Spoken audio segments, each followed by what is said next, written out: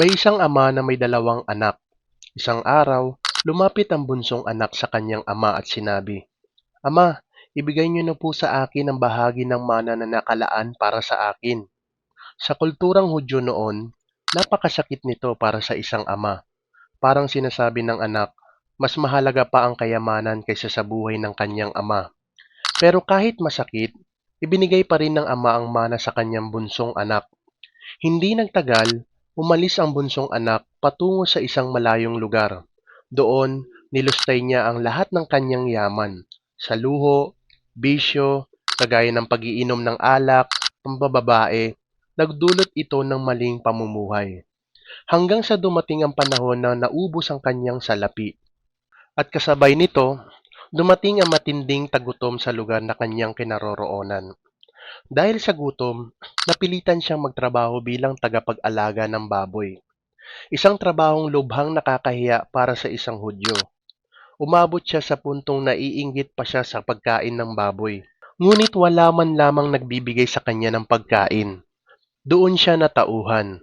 Sinabi niya sa kanyang sarili, "Ang mga alipin ng aking ama ay may sapat na pagkain, ngunit ako'y namamatay sa gutom. Babalik ako sa aking ama at sasabihin ko, 'Ama, nagkasala ako sa Diyos at sa inyo.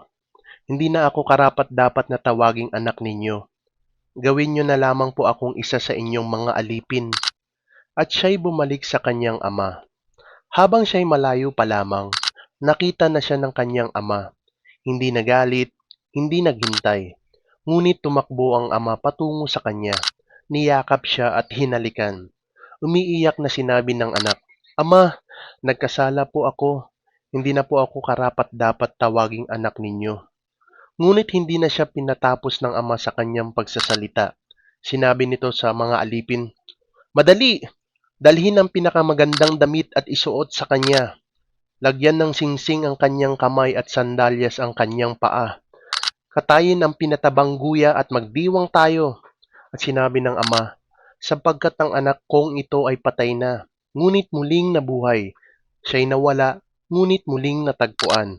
Nagkaroon ng malaking handaan at kasiyahan, samantalang ang panganay na anak ay nasa bukid. Pag-uwi niya, narinig niya ang musika at sayawan. Nang malaman niyang bumalik ang kanyang kapatid at ipinagdiriwang ito, siya'y nagalit at tumangging pumasok sa bahay. Lumabas ang ama at nakiusap sa kanya. Ngunit sinabi ng panganay, "Ama, matagal na po akong naglilingkod sa inyo. Hindi ako sumuway sa inyo kailanman. Ngunit ni minsan ay hindi ninyo ako binigyan ng handaan. Ngunit nang bumalik ang anak niyo na lumustay ng inyong yaman, ipinagdiwang niyo pa siya." Sinagot siya ng ama ng may lambing, "Anak, ikaw ay laging nasa akin, at ang lahat ng akin ay sa iyo. Ngunit nararapat lamang na tayo'y magdiwang, sapagkat ang kapatid mo ay patay na, ngunit muling nabuhay. Siya'y nawala, ngunit muling natagpuan."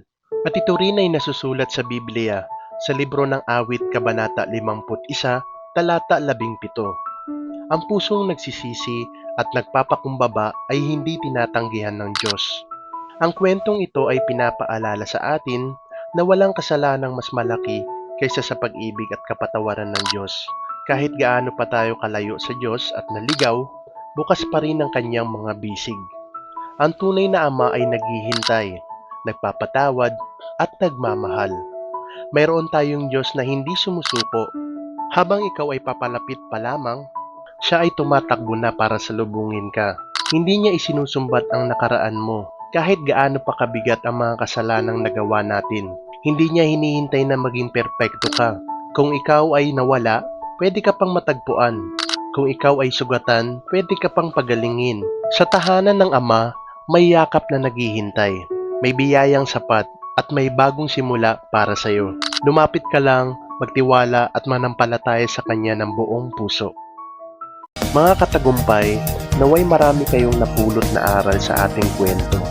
Bago ka umalis, i-comment mo naman sa ibaba kung ano ang natutunan mo sa kwentong ito. At kung mahilig ka sa mga kwentong nagbibigay ng inspirasyon at pag-asa, huwag kalimutang i-follow ang ating Facebook page at mag-subscribe sa aking YouTube channel para lagi kang updated sa ating mga kwento ng tagumpay. Maraming salamat sa panonood.